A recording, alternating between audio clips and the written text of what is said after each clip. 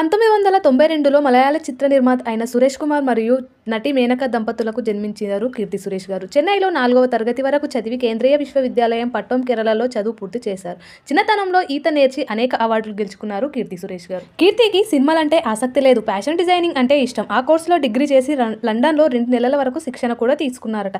అయితే కీర్తికి వయోలిన్ వాయించడం కూడా వచ్చు. చిన్నప్పటి నుంచి సంగీత వాయిద్యాలు నేర్చుకున్నారు. కానీ బిజీ షెడ్యూల్ వల్ల ప్రాక్టీస్ చేయడానికి సమయం దొరకడం లేదు. కీర్తి తన తండ్రి సినిమాలో బాలనటిగా కెమెరా ముందుకు వచ్చారు. పైలట్స్, అచానే మేనీకి ఇష్టం, కుంబేరన్ వంటి సినిమాలు, టీవీ సీరియల్స్ లో నటించారు.